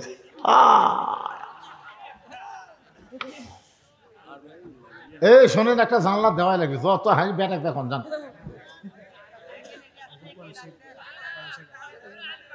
মাশাআল্লাহ, একটা কোরআন শরীফ বাবদ 500 টাকা পাওয়া গেছে। আল্লাহ দানকে কবুল করেন, আল্লাহুম্মা আমিন। হয়ে গেছে 21টা, আর মাত্র 14টা, আর মাত্র 14 জন আল্লাহর বান্দা 500 করে টাকা দিবেন। যদি কেউ মনে করে হুজুর আমার বাপ মা দুইজনই কবরে গেছে, বাপ মার জন্য 1000 টাকা দিলাম, এরকম নিয়ত করে দান করেন বাজান। দুনিয়ার সবচাইতে বড় দান নবীর মাদ্রাসা, একটা কোরআন দান করবেন। 500 টাকা দিলি একটা কোরআন দানের সওয়াব আল্লাহ দিয়া দিবে। আল্লাহ নবী বললেন, তালহা তোমার কসি মাসুম বাচ্চাকে তুমি অত্যন্ত ভালোবাসো। উমর ফারুক বলে, ইয়া রাসূলুল্লাহ, এই ভালোবাসাই তো হলো নিজের সন্তানকে রশি দিয়ে খুঁটির মধ্যে বাঁধা রাখা। রাসূল বলে, ওমর তুমি কথা বলো না, তালহার কাছ থেকে শুনতে চাই তালহা তার বাচ্চাকে কেমনে ভালোবাসে। ভালোবাসার বহিঃপ্রকাশ হলো চুমু খাওয়া, বুকে নেওয়া, কান্দে নেওয়া, তাই না? আমার বাবাকে আমি ভালোবাসি, কানলি মোবাইল চালু করে দেই, আমার বাবা আর কান্দে না। আমার বাবুকে এত ভালোবাসি, মোবাইল ছাড়া আমার বাবু ভাত খায় না। নাই আমার বাবু হুজুর সেই বাবু, মোবাইল না দিলে ওই খাই না। যখন ভাত খায় না, কান সাল একটা চড় মারল আর মোবাইল দেখতে। যারা সন্তানকে ভালোবাসে তারা দুনিয়ার জন্য ভালোবাসে না, তারা জান্নাতের জন্য ভালোবাসা লাগবে। জোরে কোন কথা ঠিক কিনা? দুনিয়াতে ভালোবাসা, বাড়ি গাড়ি সয় সম্পত্তি করে দিলেন, আপনি মরে গেলেন, ওই টুটু কোম্পানির ম্যানেজার হলো, ওই ভালোবাসার কাম হলো। আপনি কবরে বসতে বুঝবেন ঠেলা কাক কয়। যারা সন্তানকে প্রকৃত ভালোবাসে, শোনেন তাদের কথা। তালহা বলতেছে, রাসূলুল্লাহ, এই যে আমার বাড়ির দরজায় একটা খুরমা খেজুর গাছ দেখতেছেন, এই যে আমার বাড়ির দরজায় একটা খেজুর গাছ দেখতেছেন গো নবী, এই গাছটার মালিক হলো একজন ইহুদি। আজ কয়েকদিন হলো খেজুরে পাক ধরেছে, রাতের বাতাসে ওই পাকা খেজুরগুলো টপ টপ করে গাছের গোড়ায় পড়ে। ওগো আল্লাহর নবী, আমি আপনার পিছনে ফজর নামাজ পড়তে যখন যাই, যাওয়ার সময় চিন্তা হয় আমার সন্তান যদি চেতন পায়, আর চেতন পাওয়ার পরে ওই সকালবেলা বের হয়ে ইহুদির গাছের খুরমা খেজুর কুড়া কুড়া যদি খায়, আমি একজন মুসলমান, আমার সন্তান ইহুদির গাছের খেজুর খাবে, এটা কখনোই আমি কল্পনা করতে পারি না। ওগো আল্লাহর নবী, আমার মন বলল ওকে মসজিদে নিয়ে যায়, কিন্তু তার বয়স হলো মাত্র 4 বছর। ধরে কোন কয় বছর? 4 বছরের বাচ্চাকে কান্দে করে যখন মসজিদ দিকে রওনা দিলাম, আমার ইমান বলতে, তালহারে রাসূল কিন্তু বলেছেন 6 বছর থেকে নামাজের তালিম দিবে। 4 বছরের বাচ্চাকে মসজিদে নিয়ে যায়, আর আমরা যদি নামাজ পড়ি, যদি নামাজ নষ্ট করে দেয়, কারণ ছোট বাচ্চারা মসজিদের মধ্যে যাবে, কিন্তু একটা বয়স হলে যাওয়া লাগবে, একেবারে ছোট মোটো খাটো নিয়ে যাওয়া চলবে না। আমি উলহট্ট ঈদগাহ ময়দানে ঈদের নামাজ পড়াই, ঈদের দিনে কতগুলো ছোট বাচ্চাকে নিয়ে আসি, কি সুন্দর ফতুয়া পাঞ্জাবি গায়ে দিয়া, 3 বছর 4 বছরের বাচ্চা। আমরা যখন রুকুর থেকে শেষ দাঁত গেছি, ওরা 4-5 জন একত্র হয়ে বলছে, সবাই উপর হসে রে, উপর হসে রে। আমরা গেছি শেষ দাঁত, ওরা করছে উপর হসে রে। এ কথা শুনে মুসল্লিও হাসে, আমি যে একটা ইমাম মানুষ ভাই, আমিও হাসি আটকার পারিনি। কে রে, আমরা উপর হসিরা শেষ দাঁত গেছি। আপনার বলেন ভাই, এটা অন্য নামাজ হলে দুহরে পড়ান যাবে, কিন্তু ঈদের নামাজ তার দোহরে পড়ানোর কোনো সুযোগ আছে? আমি খুতবার মধ্যে বললাম, আগামী ঈদে 5 বছরের নিচে 6 বছরের নিচে কোনো বাচ্চাকে মাঠে আনা চলবে না, কারণ এরা কিছুই বোঝে না। তালহা বলতেছে, রাসূলুল্লাহ, আমার ভয় হলো আমি আমার ছোট বাচ্চাকে মসজিদে নিয়ে যাব, আর মসজিদে যখন আমরা নামাজ শুরু করে দেব, ওই সময় যদি আমার ছেলে নামাজ নষ্ট করে দেয়, আমি মসজিদে নিয়ে যাই তো ভয় পাই, আমার বাড়িতেও রাখলে ভয় পাই, যদি চেতন পায়া ইহুদির গাছের খুরমা খেজুর খায়। আমি তখন চিন্তা করলাম কি করব। তখন আমার বিবেক আমাকে বলল, তোমার বাচ্চাকে রশি দিয়া তুমি আটকে রাখো। ওগো আল্লাহর নবী, শুধুমাত্র ইহুদির গাছের খুরমা খেজুর থেকে আমার বাচ্চাকে বাঁচানোর জন্যে আমি রশি দিয়া খুঁটির মধ্যে বেঁধে রাখছি। আপনার পিছনে ফজরের নামাজ আদায় করার পরে মসজিদে এসে নামাজ পড়ে এসে আমার বউকে নামাজ পড়ার সুযোগ করে দিয়া আমি গর্তের মধ্যে যেমন তেমন কাপড় পরে নামছি। ওগো আল্লাহর নবী, আপনি যখন বারবার ডাকলেন, আমার বউকে গর্তের মধ্যে নামায় দিয়া আমি বইয়ের পরনে কাপড় পরে আপনার জন্য দরজা খুলেছি। এখন পর্যন্ত আমার ছেলের পা থেকে হাত থেকে রশি আমি খুলতে পারিনি। নবী কান্দে, প্রত্যেকটা সাহাবীরা কান্দে। আল্লাহর নবী বলেন, তালহা রে, তোমার সন্তানকে তুমি রশি দিয়ে বেঁধেছ, রশি দিয়ে আটকাছো বাজান, কিন্তু তুমি কি জানো তোমার বান্দাকে ইহুদির গাছের খুরমা খেজুর থেকে বাঁচানোর জন্যে, খাওয়া থেকে বাঁচানোর জন্য রশি দিয়ে বেঁধেছ। তোমার ছেলের উপরে জাহান্নামের আগুন আল্লাহ হারাম করেছে। এখন আমার প্রশ্ন হলো, এত অভাবের ভিতরেও তালহা যদি তার মাসুম বাচ্চাকে ইহুদির গাছের খুরমা খেজুর থেকে বাঁচাবার পারে, আপনারা বলেন তো তালহার চাইতে আমাদের অভাব বেশি না কম? তাহলে আমরা কেন ঠ্যাঙ্গা ভাঙা, আমরা কেন গ্রামীণ ব্যাংক, আমরা কেন আশা কারিতাস, এইগুলোর কাছে আমরা ঋণ নেই? ঋণ নিয়ে আমরা আলু লাগাচ্ছি, ঋণ নিয়ে আমরা বাড়ি করতেছি, ঋণ নিয়ে আপনার বলেন তো এই যে ঋণের মধ্যে সুদ আছে না নাই? কথা বলেন, সুদ আছে না নাই? আপনার বলেন তো এইগুলার মালিক কারা? আশার মালিককে, কারিতাসের মালিককে, গ্রামীণ ব্যাংকের মালিককে, এই ঠ্যাঙ্গা মারার মূল মালিককে? এগুলার মূল মালিক কিন্তু হোসনে আরা ইউনুস না, এগুলার মূল মালিক হলো ইহুদি আর খ্রিস্টান। জোরে কোন কথা ঠিক কি না? আমি ওয়াজ করেছিলাম শহর দিকে, এই ওয়াজ ইউনুস, ডক্টর ইউনুসের ওয়াজ করেছিলাম শহর দিকে। এই ওয়াজ করতে আপনার ওই তার মধ্যে আমি বলছিলাম ঠ্যাঙ্গা মারাও কম না। তারপরে আমার কাছে গেছিল এরা, আমার বাড়ি যাই, হুজুর ওয়াজ করে তো টাকা ভালোই কামাই করেন হুজুর, কি করবার পারছেন, কি করবার পারছেন? আমরা এনজিও, আমরা দাতা সংস্থা, আমরা মানুষকে দান করি হুজুর, মানুষকে বাড়ি ঘর বানিয়ে দিই, এ করি সে করি, আমরা হলাম দাতা সংস্থা। ওরে বাবারে, ওরা বলে দাতা সংস্থা। তখন আমি বললাম, ভাই তোমরা আমার কাছে আসছে তখন একটা গল্প শোনো। বলে কি গল্প? বলে এক মানুষ দুই বিয়ে করছে, দুই বউকে আপনারা কি কন, দুই বউ আপনার কি কন, সতীন না? আপনার বলেন তো সতীনে মারামারি না মহব্বত? মারামারি বেশি, কিন্তু আল্লাহর কি কাম, দুই সতীনের একই সাথে দুটা বাচ্চা হচ্ছে, মানে দুই সতীনের একই সাথে দুই ছেলে হয়েছে। তো কিছুদিন পরে গ্রামের মধ্যে একটা রব উঠছে, সতীন তার সতীনের সন্তানকে মাটির থুয়ে আর শত্রু সন্তান কোলে নিয়ে আদর করে। সবাই কয় না, এ কথা বিশ্বাস করা যায় না। এক মেয়ে মানুষ বলতেছে এটা বাইরে থেকে বোঝা যাবে না, ভিতরে ঢোকা লাগবে। এক মেয়ে মানুষ তদন্ত করার জন্য ভিতরে ঢুকে দেখে একটা সন্তান মাটির খালি পেঁয়া পেঁয়া করে কান দিচ্ছে, আর একটা কোলতলে বাবু তো করতেছে। তখন বলে কে মাটির কান দে, ওটা কে? ওটা আমার কলিজার টুকরা, ওরা কলিজার টুকরা মাটির কান দিচ্ছে। তো কোলের মধ্যে কে? আমার শত্রুর সন্তান, সতীনের সন্তান। তো সতীনের সন্তান কোলে নিয়ে আদর করতেছিস, আর তোর কলিজার টুকরা মাটির থুদিস, কারণ কি? বলে জানিস না, আমার স্বামী গরিব, আমার স্বামী মরে গেলে আমার সন্তানকে কাজ করা লাগবে। তো ছোটবেলায় মাটির থাকলে মাটির একটা আর্থ কানেকশন পাচ্ছে, এই যে রোদ পাচ্ছে, রোদের ভিটামিন সি পাচ্ছে, মাটির আর্থ কানেকশন পাচ্ছে, আর যত কান দিচ্ছে তত ব্যায়াম হচ্ছে। এই যে করে কান দিচ্ছে আর হাত পা মারতেছে, আর ব্যায়াম হচ্ছে, আর শরীর সেই সাইজ হচ্ছে। ই বড় হলে পানি ভিজলেও সর্দি হবে না, ও দুধ পড়লেও কাম বাড়িতে আসবি না।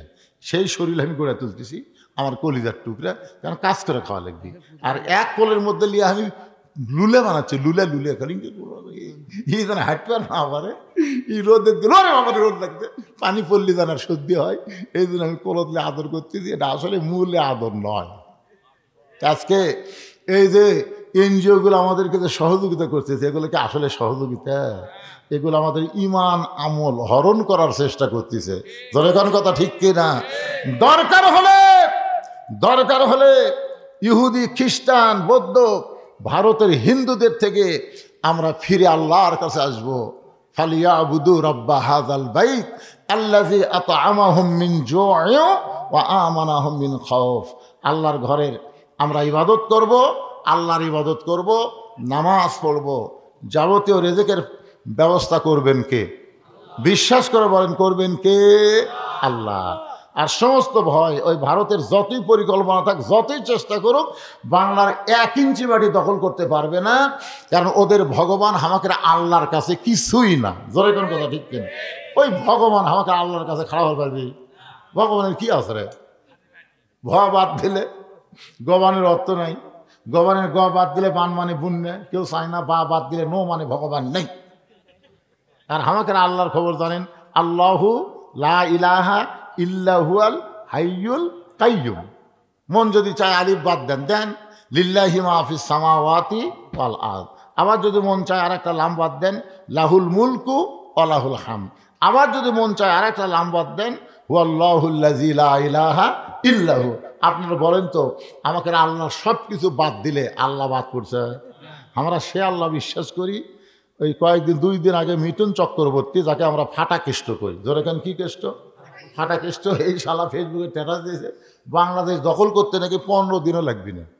আয় আয়, আমি আমাদের যুবকদের বলবো 3 পা হাতে লাঠি বানাও, আসবি, আমরা লাঠি দিয়ে ঠাসা ধরবো, খুর দিয়ে কাকে পোলটা দেবো। ধরে করার কথা ঠিক করে পোলটা দেওয়া বোঝেন না? ওর জিনিস তো মাল বড় হয়ে গেছে, তো এখন একে খুর দিয়ে কাটটা এরকম পোলটা দেওয়া লাগবে। শালারা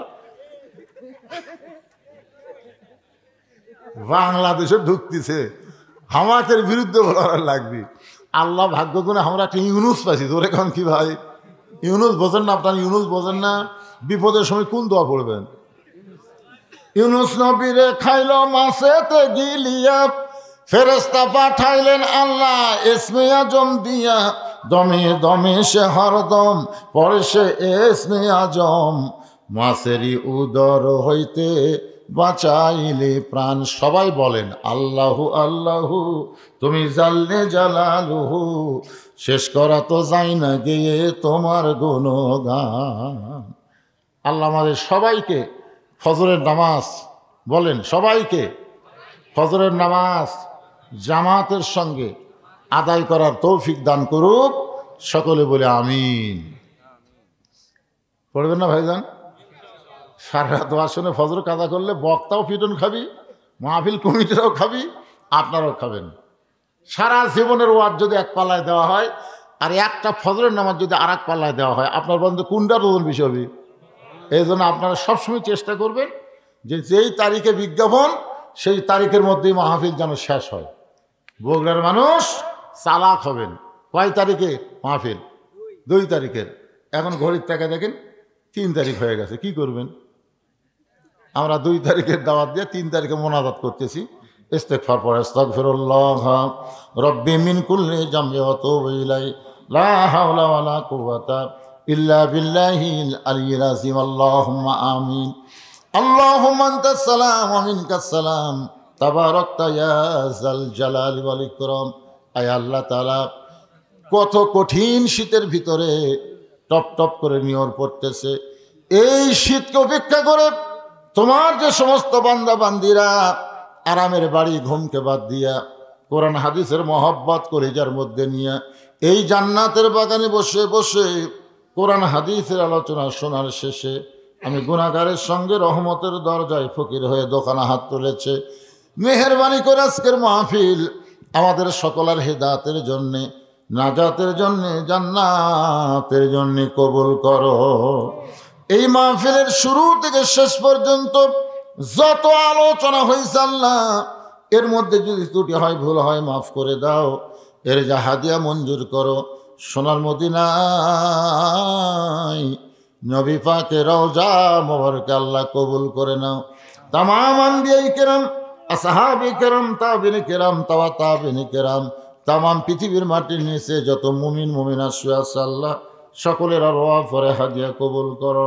আল্লাহ আমরা যারা হাত তুলেছি, আমাদের জনম দুখুনি মা মা যাদের কবরে গেছে আল্লাহ মেহেরবানি করে মায়ের কবর জান্নাতের টুকরা বানিয়ে দাও। বাবার বাড়িঘর সবই আছে, আমাদের যাদের বাবা অন্ধকার কবরে চলে গেছে আল্লাহ মেহেরবানি করে বাবার কবর জান্নাতের টুকরা বানায় দাও। আমাদের দাদা দাদি নানা নানি আত্মীয় স্বজন শ্বশুর শাশুড়ি যাদের কবরে গেছে আল্লাহ মাফ করে দাও। মাবুদ এই মাদ্রাসাকে কিয়ামত পর্যন্ত কবুল করো। এই মাদ্রাসার জায়গা জমি দিয়া কবরে চলে গেছে যারা আল্লাহ তাদের কবরকে জান্নাতের টুকরা বানায় দাও। আয় আল্লাহ এই মাদ্রাসায় নগদে বাকিতে যারা দান করেছে করবে আল্লাহ সব সভাপতি সহসভাপতি এই মাদ্রাসার সেক্রেটারি মাদ্রাসার কেশিয়ার মাদ্রাসার মুহতামিম মাদ্রাসার ওস্তাদ মাদ্রাসার তালবে ইলম যাদের মাথায় পাগড়ি দেওয়া হলো আল্লাহ সকলকেই জান্নাতি কবুল কর। আল্লাহ এই টপ টপ করে নিয়র পড়তেছে আল্লাহ কঠিন শীতে তোমার পাগল বান্দারা ল্যাপ তোষক বাদ দিয়ে খেড়ের মধ্যে বসে আমিন আমিন করে। আল্লাহ আজকের মাহফিলকে জান্নাত পার ওসিলা হিসাবে কবুল করে নাও। আল্লাহ আমি অসুস্থ আমার মতো যারা অসুস্থ অবস্থায় হাত তুলেছে আল্লাহ সুস্থতার নিয়ামত দান করে দাও। আমার মা বোনেরা পর্দার অন্তরালে বসে বসবাস শুনেছে আবিদা সালিহা পদ্মাঞ্জু কবুল করে মা ফাতেমার চরিত্র দান করে দাও। গোটা বিশ্বের মুসলমানকে আল্লাহ তুমি হেফাজত করো। আমার বাংলাদেশের প্রতি আল্লাহ তুমি খাস রহমত নাজিল করো।